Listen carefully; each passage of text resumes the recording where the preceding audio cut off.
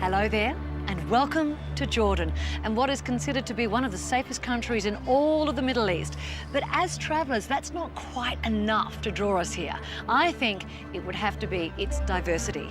Over the course of this show, we will sample everything from the Red Sea to the Dead Sea. We'll walk through the same desert that Muhammad, Moses, and Jesus all wandered through. We'll get a dollop of its dynamic capital city, and yes, we will be sampling ancient ruins. Now, I have to admit, this is my first trip to Jordan, so I cannot wait for this journey to begin.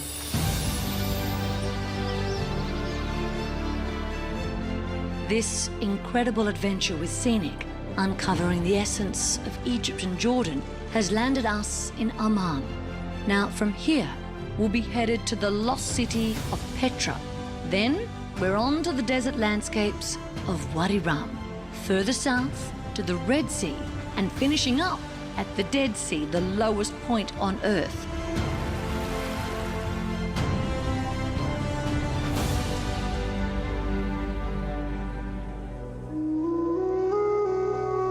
Just north of Amman are the Roman ruins of Jerash, one of Jordan's greatest sites, second only in popularity to Petra.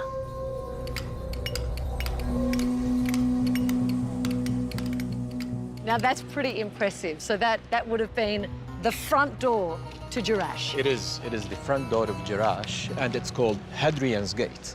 I know Hadrian, yep. Yeah, built around 2,000 years ago. And as you see, it's still very well preserved. Lead us to the beautiful city of Jerash, which is one of the most well-preserved Roman ruins in the Middle East. And how many people would have lived here? Around 10,000 people back then, so it was a quite big city. Among the ruins is a forum, an amphitheatre and a hippodrome that once held over 15,000 spectators.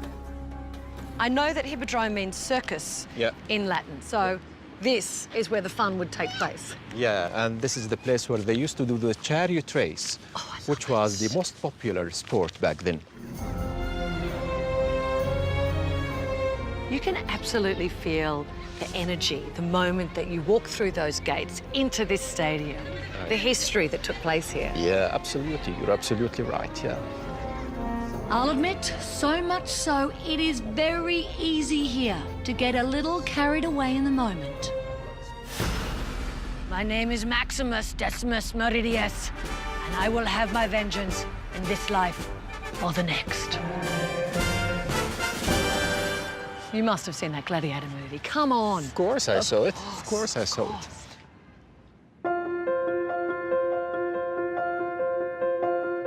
From Amman, we are headed to Petra. Yes, indeed, unquestionably Jordan's greatest and most popular attraction. But first I'd like to take you on a little detour to Bethany beyond the Jordan. This is where all the big names go to, on the eastern bank of the Jordan River. Now, Jordan has long been on the Christian pilgrimage route. Most people choose to visit Mount Nebo, where it's believed that Moses saw the Promised Land. Then they'll come here to visit the baptism sites, making their way through to Jerusalem via Jericho. You might have heard of some of those names. So now that we are here at Bethany beyond Jordan, I'd like to show you a few things.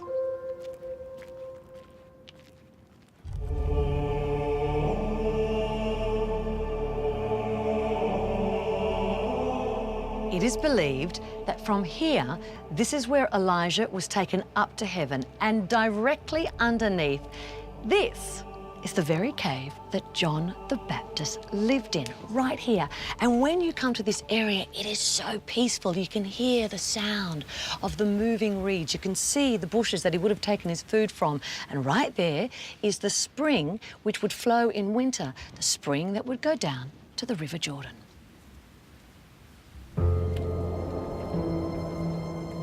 And just a little bit further on, the site's main point of interest for Christian pilgrims. And to be fair, it really is fascinating regardless of whatever your religious affiliation is. It was right here that John the Baptist met and baptized Jesus. Now, sadly, at the moment, because of drought, there is no water here. But what I can tell you is that at 390 metres below sea level, it is the lowest archaeological site on Earth, but also the closest to heaven. It is time that we experience the #1 attraction in all of Jordan, the fabled rose-red city that is half as old as time. In the words of the man who rediscovered it, the Swiss explorer Jean Burckhardt, it is the most elegant remains in antiquity.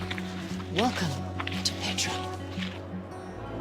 Our scenic Essence of Egypt and Jordan journey has brought us to what is without a doubt one of the world's most extraordinary sights.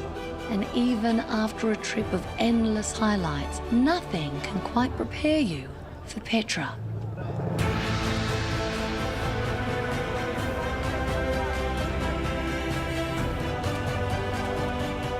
Adding to that is the dramatic positioning of its #1 attraction, the Treasury. A long, narrow gorge opens up to reveal this iconic facade in all of its glory.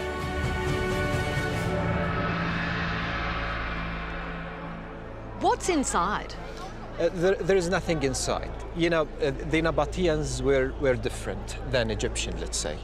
So Nabateans used to cremate. Then they put the ash in a jar. They bury the jar some way. Then they just carve a memorial, believing that the soul of the dead person will be there and living an eternal life. You know, in its heyday, the city was home to over 30,000 people. And right at the helm were the Nabateans, a nomadic Arab tribe. Can we just have a reality check?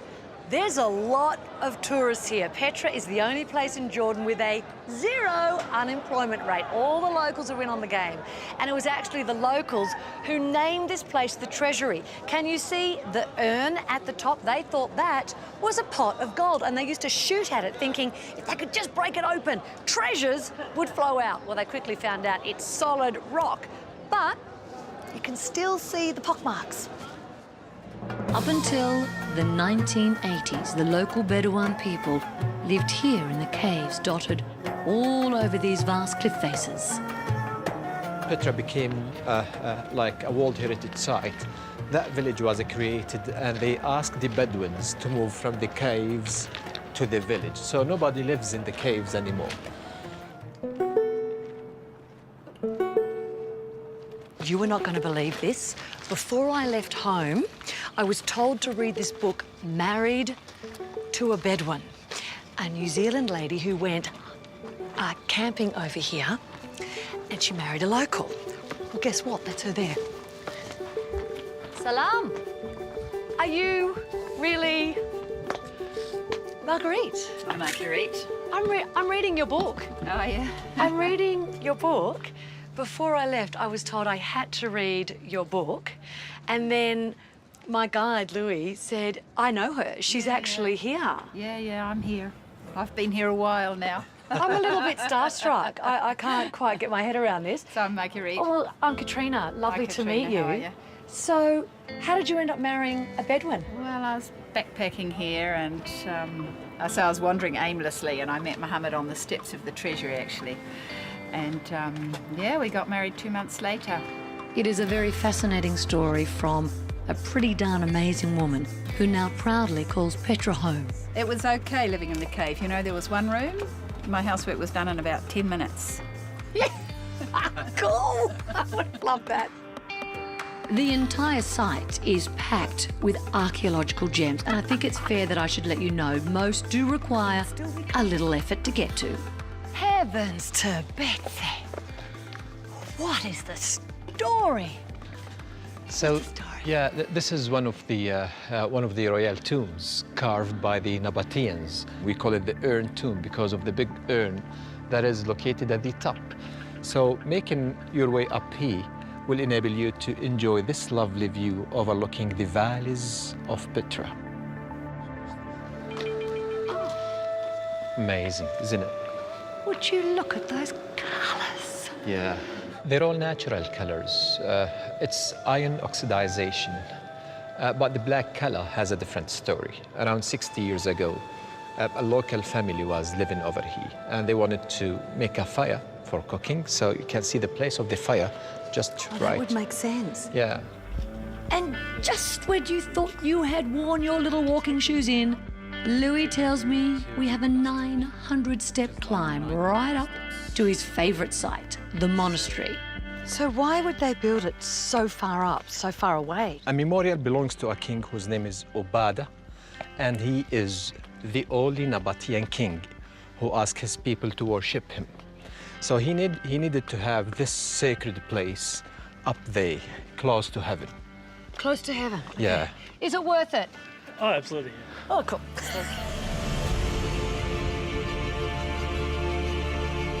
Being hidden high in the hills gives this legendary monument even more wow factor. It's kind of similar in design to the Treasury, but it's bigger, and some would say it's even more beautiful. Yeah, it's you know, from my personal point of view, it's the most beautiful carving in the whole place. Why do you say that? You know, look at the size, look at the details. They're still in a good shape, although this carving is more than 2,000 years old.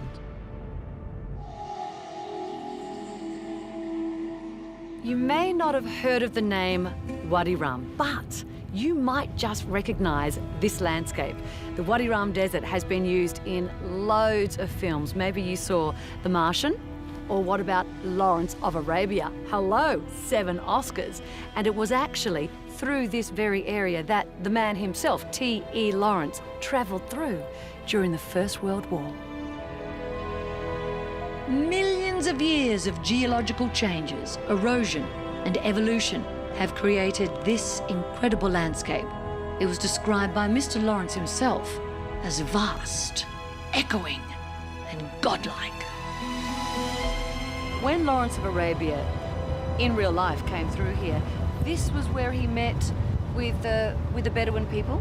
Yes, by the 7 pillars of wisdom, he used to meet with the sheikhs of the Bedouin tribes to consult with them about the war. My lovely guide and very proud Jordanian Odi says, quite simply, this is his happy place. How come you love coming into the desert? The desert for me means freedom, silence, and meditation. You can let your brains work in a proper way. Oh my goodness! Camels up ahead.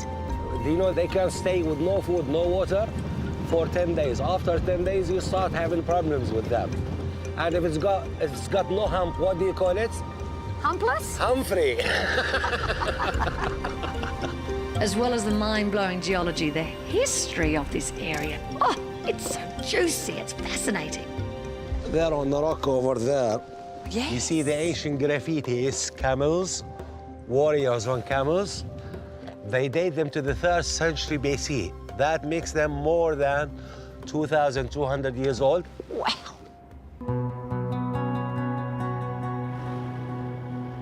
And while there's still many traditional Bedouin people that call this ancient desert home, you will not be needing to bed down in a cave for an overnight stay, not unless you want to, of course. There's actually quite a few different camps to choose from. And I'm not sure, but I think I've been booked into the best of the bunch. Hey, you know how I told you earlier on about them filming The Martian here? Well, these were the tents that they used during the filming. You can now rent them out. They are called Martian Tents, of course. And apart from them having a lovely loo and a hot shower, they do also have heating. I've been told it can get very cold in the desert at night. But I think that my favourite thing would have to be these curtains. You can open them wide up and look at the stars at night. There is something quite spiritual about spending time out here. And Wadi Rum has a certain sense of magic that just casts its spell on you.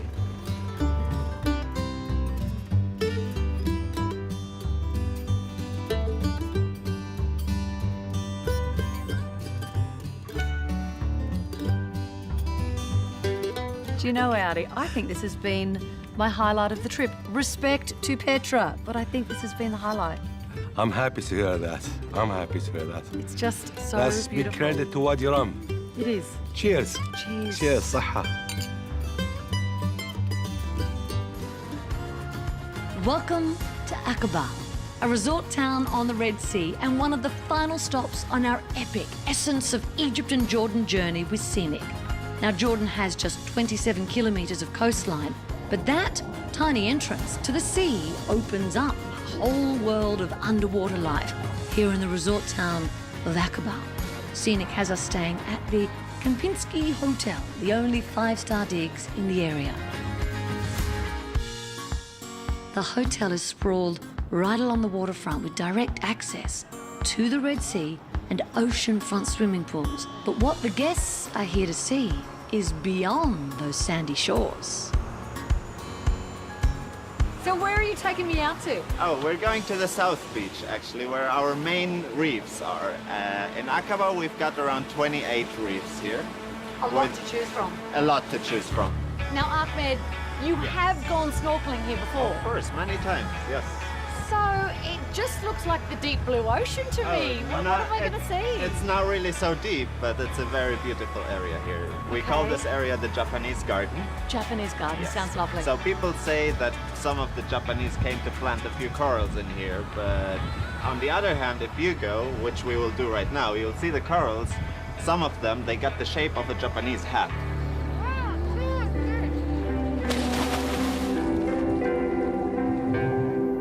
This really is a hidden paradise for snorkeling, and it's something that I certainly was not quite expecting on my visit to Jordan.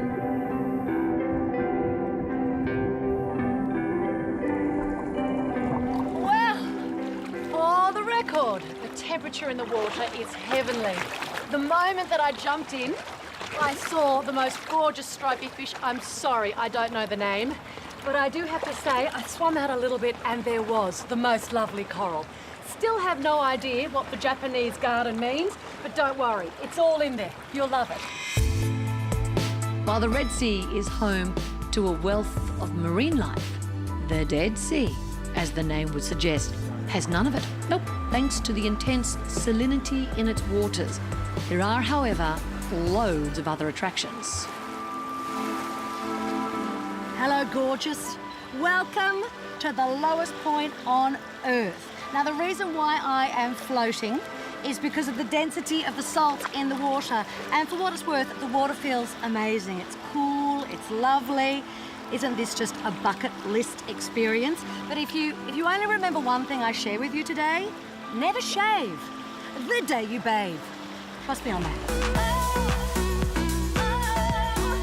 So straddling the border between Israel and Jordan, this saltwater lake is more than 6 times saltier than the ocean. Well, how's this for service? Wasn't quite expecting this. But I suppose this is how Cleopatra would have done it. This is where Cleopatra used to have her mud baths. Now, the reason that the mud makes your skin glow is because the mud's had thousands of years to soak up the salt and the minerals. And it gets the blood churning, and that gives you the glow. What do you say we do double on the face? I think so. Who's for a cuddle? The Dead Sea mud is exported in beauty products right around the world. And here at the Hilton Dead Sea, access is right on your doorstep. In a trip full of 5-star hotels and incredible accommodation experiences, it's hard to pick a favourite, but I will say this one is definitely leaving its mark. And of course, look at this room with a view. Not to mention, it is a gorgeous place to just swan around after you're feeling high on life from soaking in the salty waters. Well, I'm feeling pretty darn fantastic. 1, for getting down and dirty in the Dead Sea, and 2, for my very first journey through Jordan. Now, didn't I promise you it would be diverse? We've had that in spades, from the desert to the Dead Sea. We've had the bright lights of Amman to World Heritage sites. And don't forget Egypt. If you want to satisfy the bucket list, if you need to satisfy the wanderlust, this is the journey you must come on.